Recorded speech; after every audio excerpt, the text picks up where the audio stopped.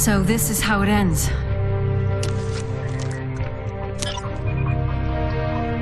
Gears of War introduced players to the world of Sera during a war between the humans and subterranean creatures known as the Locust. Known for popularizing the cover mechanic so prominent in games today, Gears of War is a grim, atmospheric, violent, and gory third-person shooter that proves to be a lot of fun.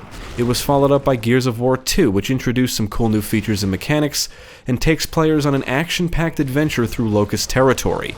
The story would continue in the next entry, Gears of War 3, which focuses on the rise of the Lambent, a new threat to the human race. Developed by Epic Games and published by Microsoft Studios, Gears of War 3 was released for Xbox 360 in September 2011. New story content was released as DLC, and players maintain an experience level that persists across all game modes and can earn rewards like characters and skins to use in the game's multiplayer mode. This review will contain some spoilers, so if you're sensitive to spoilers, now is the time to stop watching. You have been warned. Now let's take a look at Gears of War 3 and see what's in store for Marcus and the squad this time.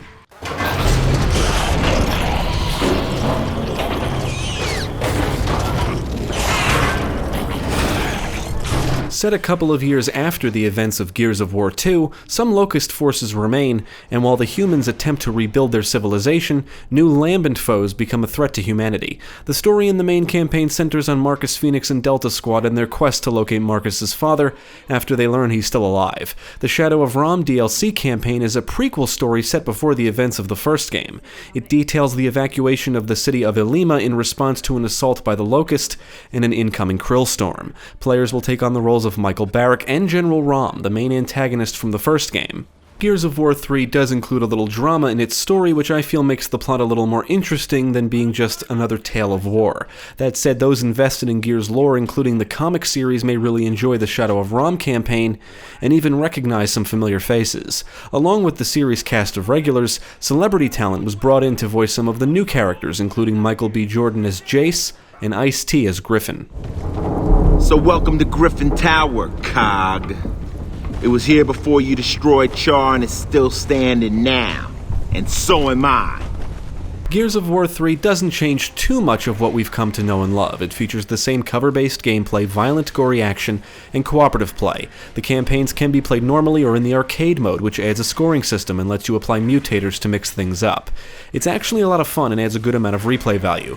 Gears of War 3 does feature competitive multiplayer modes, which do support bots, and unfortunately I was unable to find any matches. The Horde mode does return and has been revamped. Kills now grant you points and money that can be spent on weapons and base building, including decoys and barriers, among other things. New to Gears of War 3 is the Beast mode, where the objective is to kill waves of humans as fast as possible. You can choose to be one of many creatures and earn extra time for killing humans and destroying fortifications. I do think this mode is probably best enjoyed with other players, because I cannot say I enjoyed it too much playing solo.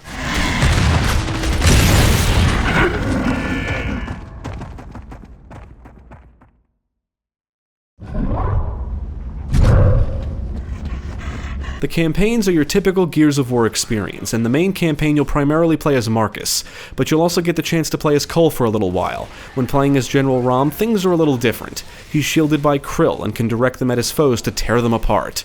Or he can simply kill them with his blade, which can be quite satisfying. You can impale foes and even watch Rom pick them up and decapitate them. Unfortunately, his segments are repetitive, which is my only major gripe with the DLC campaign. Every time you play as him, you're escorting and protecting a Tremor Locust, as it plants thumpers, which are used to call in Cedars. It's just the same thing over and over again. Now, most of the time you'll be playing as Michael, and his encounters are more interesting.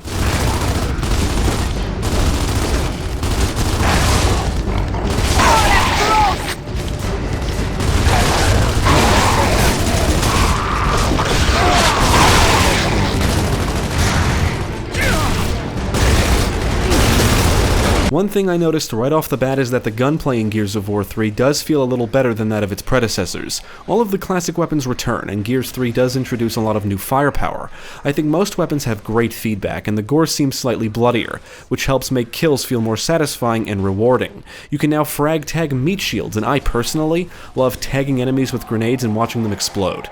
My favorite new weapon is easily the Retro Lancer, an assault rifle with a bayonet, and despite the high recoil, I just love the way it feels when fired. Some other standout new weapons include the sawed-off shotgun, incendiary grenades, and the digger, which fires savage locusts that travel under the ground and then pop out and explode.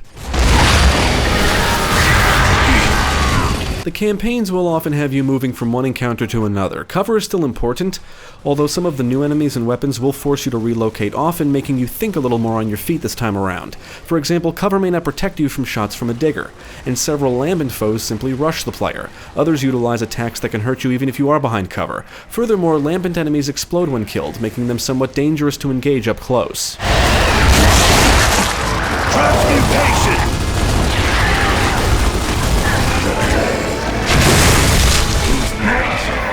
Now, I don't really care for the lambent. Lambent polyps, humans, and wretches simply rush the player, and there are several areas in the game where you're fending off hordes of these types. In general, I feel like the entire lambent force requires less tactical thinking to eliminate than the standard locust. Encounters with these enemies feel very chaotic, and when you have to constantly relocate and avoid hordes of incoming foes that can also explode, the encounters can end up feeling tedious and it does become a bit repetitive.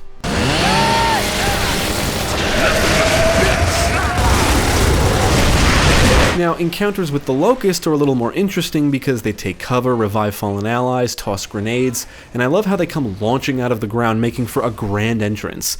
There are some new types along with variations of existing types like Armored Cantus, and small corpsers that burrow underground and attack when they get close, which made me think of graboids from the Tremors films. They're not exactly the same, but now I want a good Tremors game.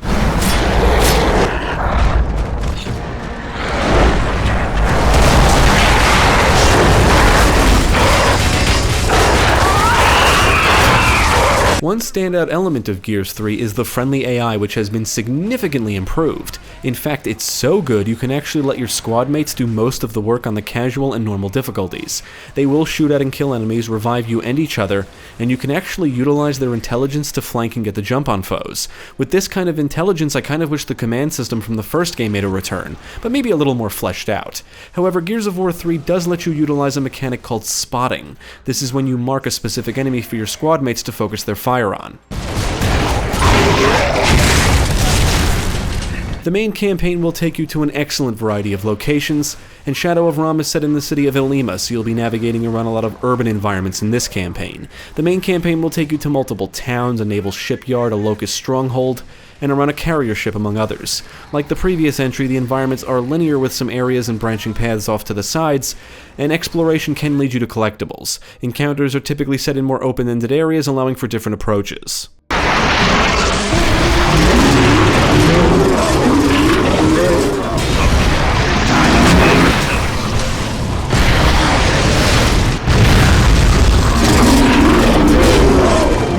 One thing I will say about the campaign is that it rarely slows down. If you're not engaged in a standard firefight, you'll probably be participating in one of many set pieces and scripted sequences that are peppered throughout the campaign. There's a segment early in the game that has Marcus entering an exosuit called a Silverback, and using it to take down a boss. Now, many times you'll be forced to hold your position or defend or protect something, and sometimes it makes for a cool set piece, like when you're riding on a gas barge and have to defend it from enemy barges and reavers, or when you're manning the gun of a submarine to fend off attacking enemies, or the one chapter that simply has you protecting a fort from an incoming army of Locust.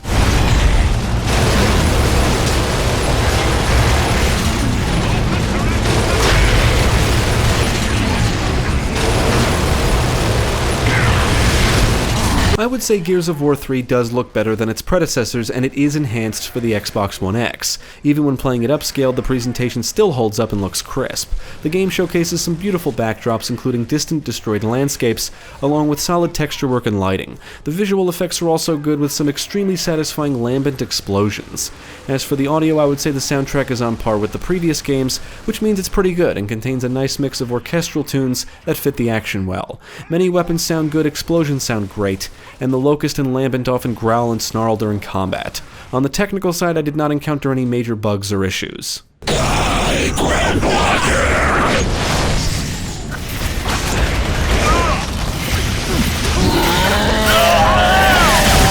Now, strictly from a gameplay perspective, I think Gears of War 3 is the best in the series up to this point.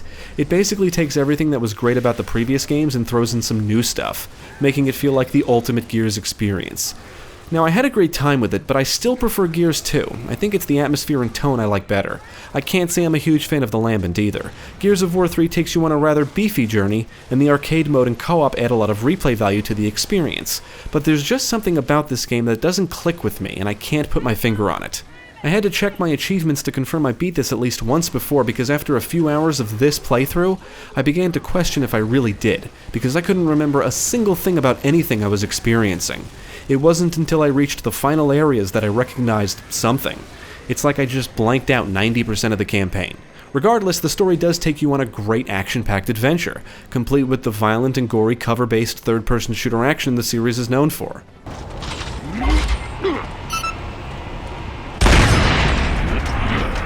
I would recommend Gears of War 3 to fans of the series and action games. It's more of the same, and then some. It's well made, action-packed, and a lot of fun.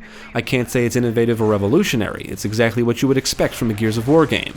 So if you liked the previous games, I don't see why you wouldn't like this. Now hear this. All hands prepare for leaving harbor.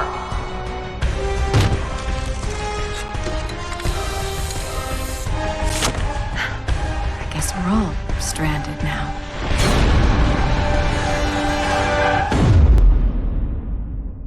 Thank you for watching. If you enjoyed this video, check out the rest of our channel, follow us at the links below, and you can also support us on Patreon. If you're interested in more gaming content, check out our friends over at Gamecast.